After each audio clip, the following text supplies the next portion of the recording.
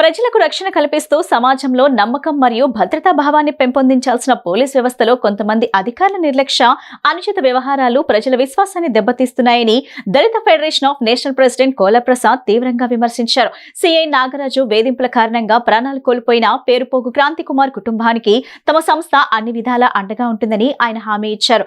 బాధిత కుటుంబానికి న్యాయం జరిగే వరకు తమ పోరాటం కొనసాగుతుందని స్పష్టం చేశారు. సిఐ నాగరాజు వేధింపుల కారణంగా మృతి చెందిన పేరుపోగు క్రాంతి కుమార్ కుటుంబాన్ని Dalit federation of national president Kola Prasad పరామర్శించారు. ఈ సందర్భంగా కుటుంబ సభ్యులను ఓదార్చి వారికి తమ సంఘీభావాన్ని తెలియజేశారు. బాధిత కుటుంబానికి తక్షణ సహాయంగా ఆర్థిక సాయం అందజేసి భవిష్యత్తులో కూడా అన్ని విధాలా అండగా ఉంటామని హామీ ఇచ్చారు. ఈ సందర్భంగా మీడియాతో మాట్లాడిన కోలా ప్రసాద్ ప్రజలకు రక్షణ కల్పించాల్సిన వ్యవస్థలో కొందరు అధికారులు తమ అధికారాలను దుర్వినియోగం చేయడం అత్యంత బాధాకరమన్నారు. ఇలాంటి ఘటనలు సమాజంలో పోలీస్ వ్యవస్థపై ప్రజలకు ఉన్న విశ్వాసాన్ని దెబ్బతీస్తాయని ఆవేదన వ్యక్తం చేశారు.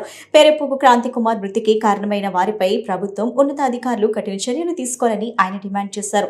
బాధిత కుటుంబానికి సంపూర్ణ న్యాయం జరిగే వరకు దళిత ఫెడరేషన్ తరపున అన్ని విధాలా పోరాడతామని, అవసరమైతే రాష్ట్ర వ్యాప్తంగా ఆందోళన కార్యక్రమాలు చేపడతామని కోలా ప్రసాద్ హెచ్చరించారు.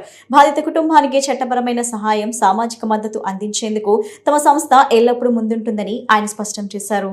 నా పేరు కోలా ప్రసాద్, దళిత ఫెడరేషన్ ఆఫ్ నేషనల్ ప్రెసిడెంట్ని, అలాగే యునైటెడ్ క్రిస్టియన్ ప్రొటెక్షన్ ఇండియా కౌన్సిల్ని అధినేతను. నిన్నటి దినం నేను ఒక టీవీలో వస్తున్న ఒక వీడియోను చూడడం జరిగింది, సాక్షి టీవీలో. గౌరవనీయులు మాజీ ముఖ్యమంత్రి గారు వైఎస్ జగన్మోహన్ రెడ్డి గారు ఇక్కడికి వచ్చి పరామర్శించిన సమయంలో ఈ యొక్క బాబు కాలు విషయమై నేను చూసి నా మనసు చెలించిపోయి నేను ఈరోజు మా టీముతో కలిపి పులివెందుల నుండి రావడం జరిగింది. చాలా బాధాకరమైన విషయం ఏంటంటే, పోలీస్ వ్యవస్థ ప్రజలకు ఒక నమ్మకము, ఒక ధైర్యము, ఒక భరోసా కల్పించాల్సినది పోలీస్ వ్యవస్థ. ఈ పోలీస్ వ్యవస్థను మీద ఈ యొక్క ప్రజలందరూ ఒక నమ్మకంతో ఉంటారు.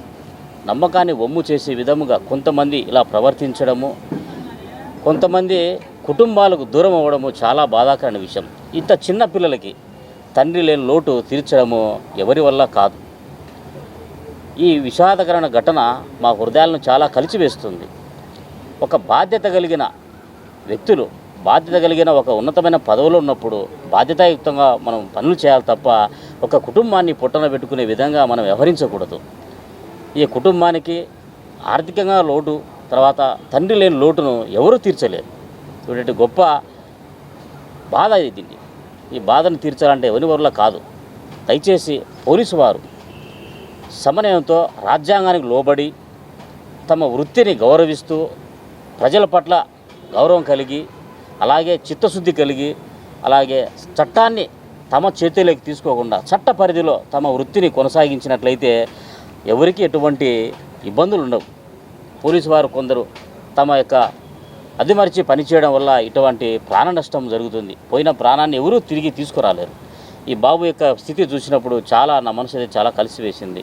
ఇంత దూరం నుంచి రావడము, మా యొక్క టీంలు అందరూ నన్ను వచ్చి పిలిచి ఈ కుటుంబాన్ని దర్శించడము, ఈ కుటుంబానికి కొంచెం మా శక్తి కొలది కుటుంబానికి భరోసా కల్పించడం. రానున్న దినాల్లో విద్య విషయంలో అయితే పిల్లలకు మేము ఒక భరోసా అనేది ఇవ్వదలుచుకున్నాము.